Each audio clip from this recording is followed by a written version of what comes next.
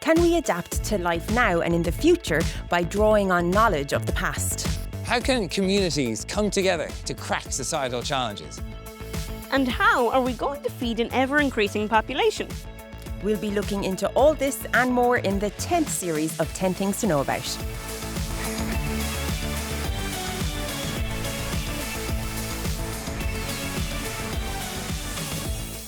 This week, we're exploring how modern technology and AI is transforming our increasingly digital society. Ah, nice.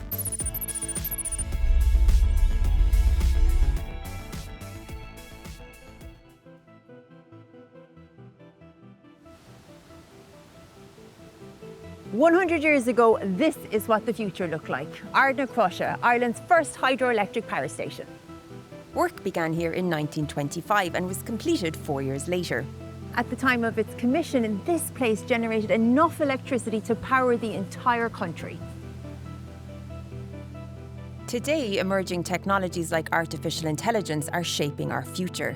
I'm meeting historian Michael Aldous to discover how our past can help prepare us for an AI-driven future. Electricity, it's what economists call a general purpose technology or a GPT. General purpose technologies have a wide range of use across the economy. They take time to emerge, they require a lot of innovation and refinement, but this makes them cheaper and more easy to use. And then over time, they are widely adopted and used in a range of industries. Electricity is a particularly good example of a general purpose technology. We can think about its history. Thomas Edison is experimenting with distributed electrical currents in the 1880s. This is refined, and then it begins to be sort of used more widely from the 1910s and 1920s. And then, of course, within industry and manufacturing, where it's used then to automate processes. Production of automobiles is a very good example of this.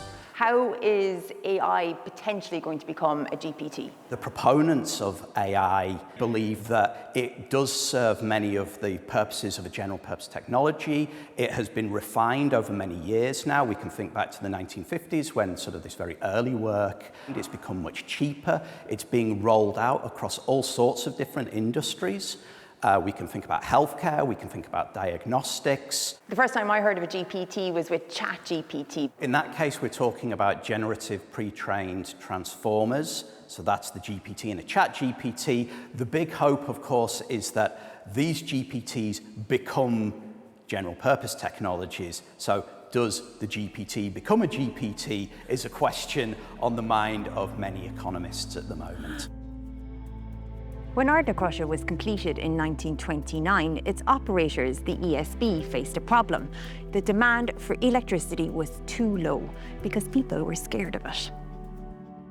So an advertising campaign was launched to spread the good news about the convenience and safety of this new technology. A century later, the developers of AI face a similar dilemma. So should we be scared of artificial intelligence? There's a big risk here that we will begin to see sort of workers being replaced or being forced to reskill, develop new sort of capabilities to fit within the new economy that is created. So should we be scared? To some degree, yes, and we should absolutely be encouraging politicians and business leaders to think about the long-run effects of these changes, but we should absolutely be looking at ways in which we can use it most effectively for as many people in society as we can to benefit from it. But proceed with caution. Yes.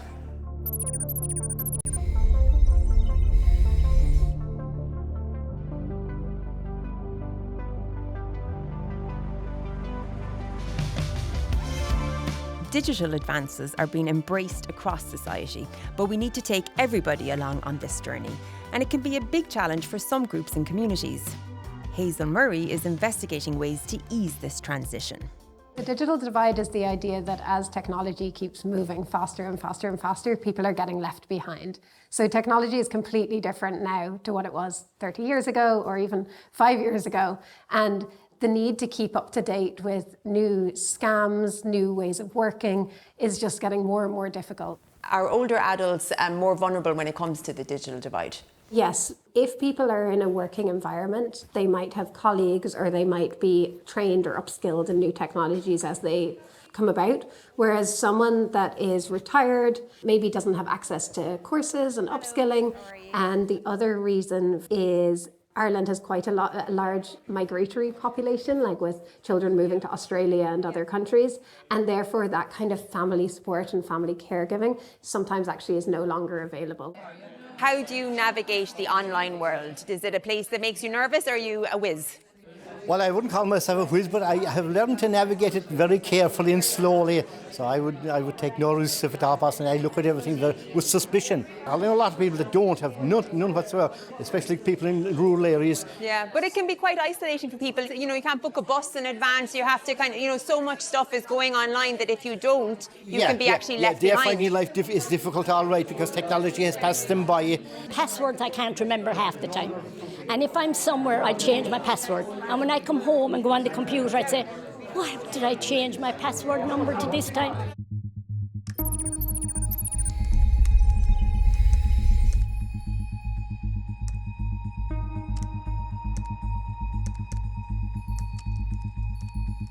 If you're feeling left behind and you're kind of stranded in terms of trying to navigate technology, where do people turn to? There's lots of different resources available in Ireland, in particular like the charity sector and local bodies. For example, there might be a community centre that's running tech courses. There might be maybe someone in your library. But there's actually a huge problem with the cybersecurity advice that's given. And we did actually a study, and 45% of the tips were either incorrect or contradicting each other. So one place said, don't write down your password. One place says, it's okay to write down your password. The criminals are online. They're not sitting in your front room going through your doors. It's kind of amazing that there isn't a support there. And that's what you're trying to create? Yes.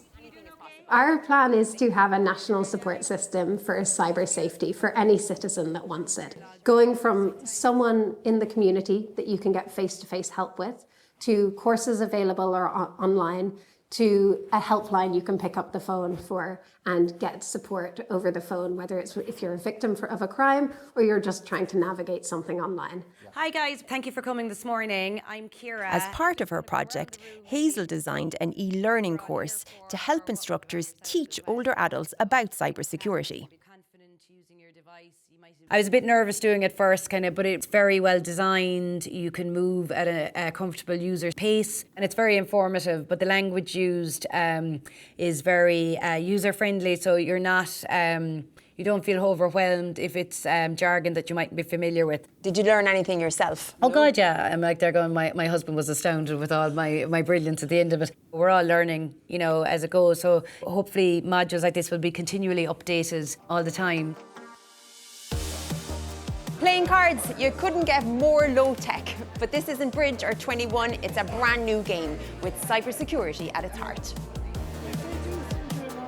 A card game is a way of teaching cyber safety advice. So we've got 4 different categories of advice: handling scams, staying private, responding to cyber attacks, and password management. With each card played, the higher the number, the better the action is. So, in an ideal world, there's 8 different actions and someone would do all of them in order to be as perfectly secure as you can be in that area.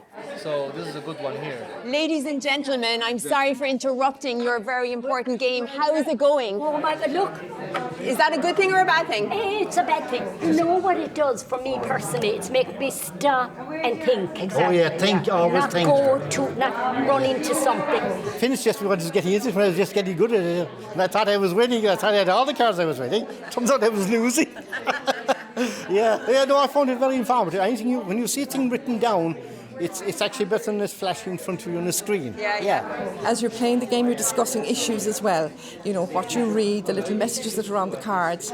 They prompt somebody to say something or, discuss what does that mean. What I'm learning from this process is that it's ongoing. Cybersecurity never ends. Yes. Oh, it's never going to finish. What we're trying to do is just remove the fear and uncertainty around using technology. You can choose not to use technology. That is no problem. But if fear or anxiety or worry about being a victim of a cyber attack is the barrier, then that's where we want to come in and help.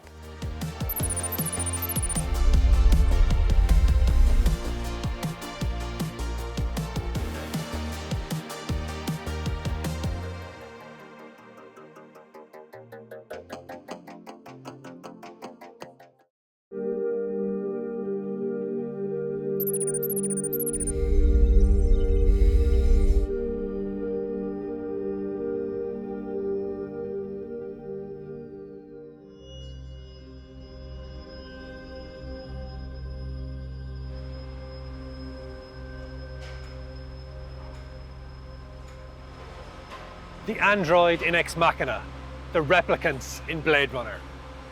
These are words and characters that describe where science and fiction merge, the made-for-movie world of robots.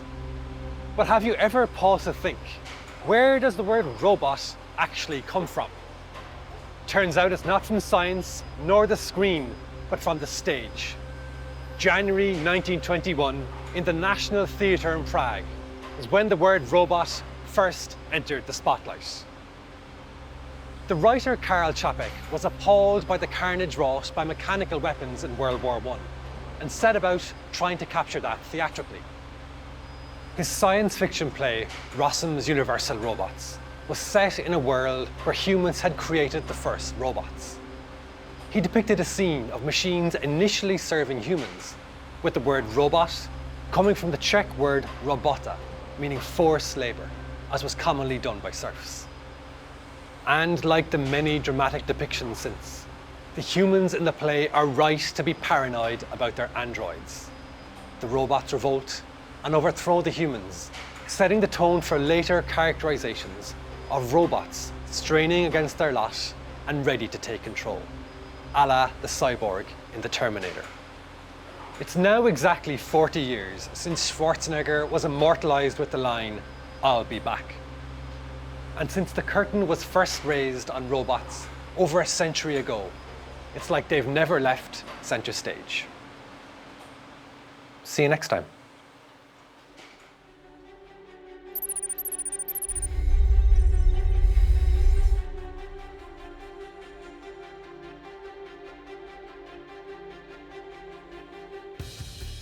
It's often said that the Met Éireann HQ building here in Glasnevin in Dublin looks like something from the future.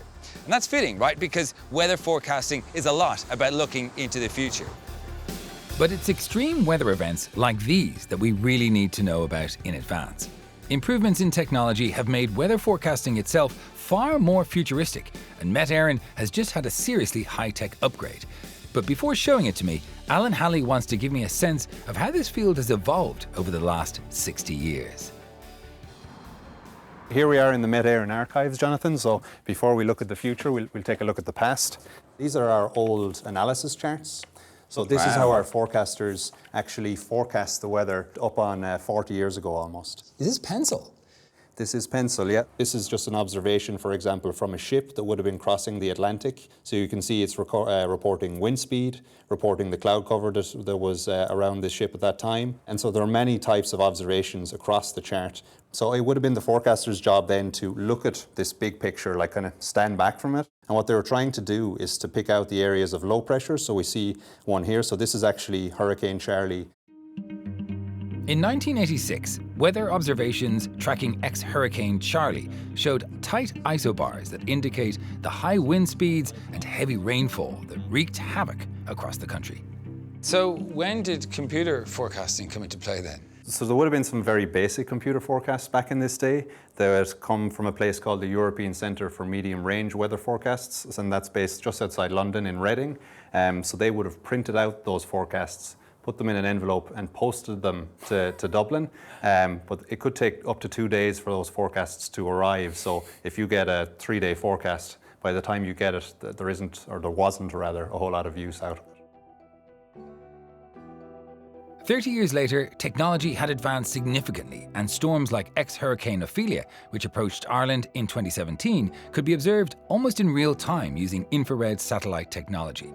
And our forecasting abilities had progressed too. All of these circles is representing where the system thought the centre of ex-Hurricane Ophelia was likely to be. We're looking at the output of something called an ensemble prediction system. So more or less, it doesn't just have one simulation or one forecast in it, it has many, many variants. How well did this map onto the actual path of Ophelia? So if I had a pencil, let's say here today, I would have drawn the path of Ophelia kind of up the middle of the centre of the blue dots. So the fact that it was able to get that likelihood was very, very pleasing for us from a numerical weather prediction point of view.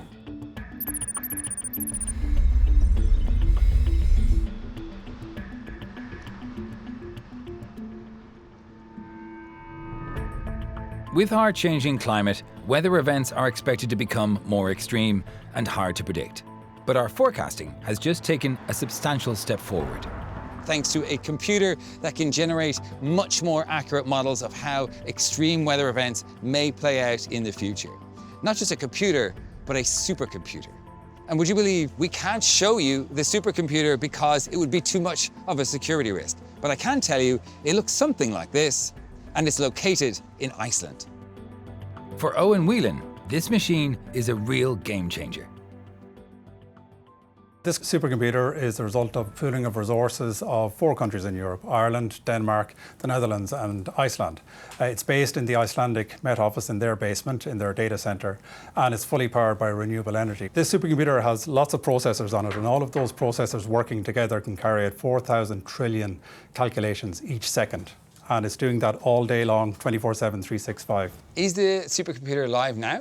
Yep, and here you can see an example of This is it. This is the ensemble technique that Alan mentioned. With this new supercomputer, we can implement 30-member ensemble. What that means is we have 30 forecasts updated each hour. This is hourly rainfall accumulations over Ireland for today and tomorrow. The forecast you saw from Ophelia was run on a 2.5 kilometre grade on 65 vertical levels. What we have now is on a 2 kilometre grade with 90 vertical levels, and we've seen a lot of improvements with that increase in resolution. But what has changed dramatically is that we're able to produce our ensemble each hour. When Ophelia was being predicted, it was calculated twice each day. Oh, wow. Whereas now we have an hourly update, and that's continuously updated through the day. Is that why we do see a much better prediction in the very near term when it comes to looking at the Met-Air nav, for example? So there are multiple reasons for the improvements. So there's 4 pillars to numerical weather prediction, and we benefit greatly from more satellite information and more observations. The next part is the forecast model itself. So how are we predicting what the atmosphere will do from one time to the next? The third part of that is the ensemble approach. And finally, none of this would be possible without the technology, the big computer. So all of the investment in the computer in Iceland and the staff development of the models really is focused on protecting life and property. Is this the limit of our prediction powers into the future? No, I think we're going to see the advantages of artificial intelligence come into the world of numerical weather prediction. So I don't think we've reached the limits, and I think we're going to see some exciting advancements over the next few years.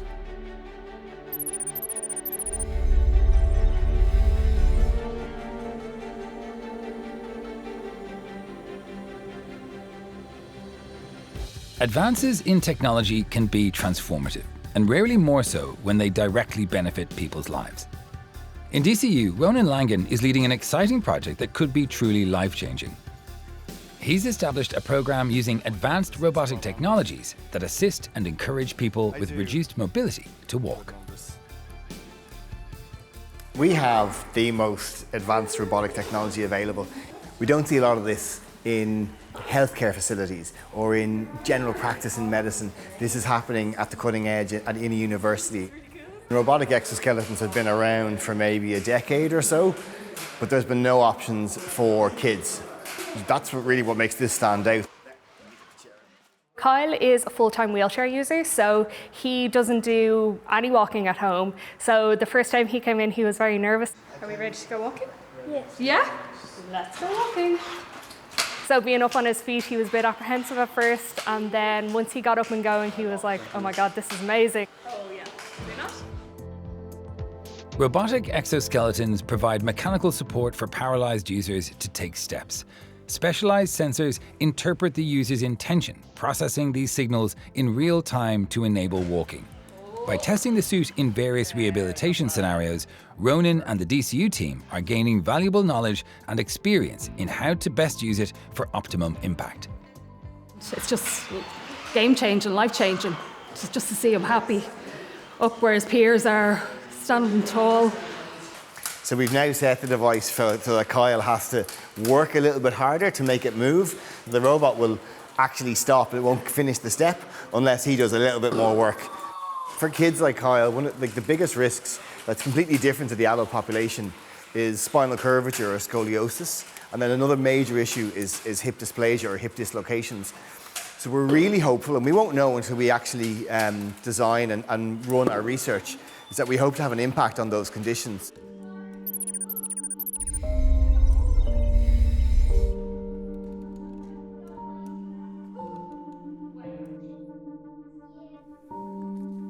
feel happy I'm able to walk around, and it's just a new whole experience for me.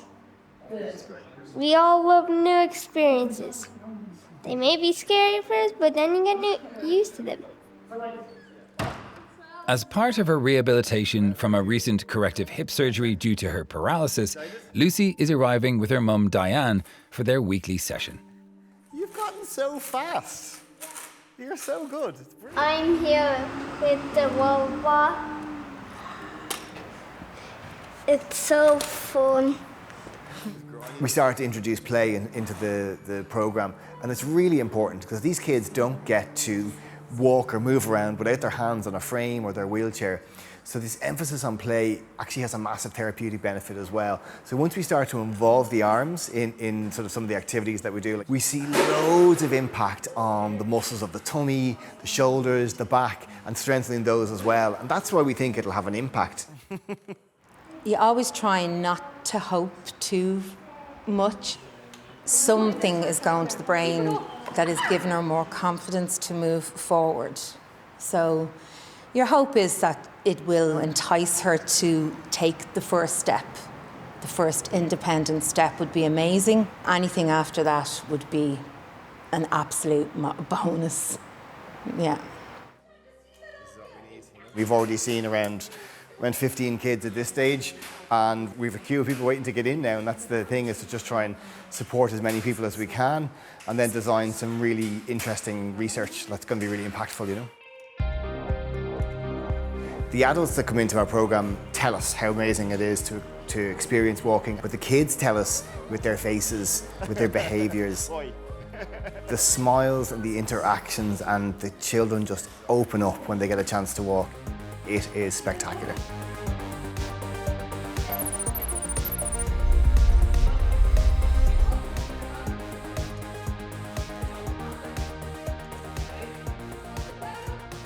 That's our 10 things to know about the digital society. Next time, we're facing up to the challenges of food security, from managing crops and soil to feeding our most vulnerable.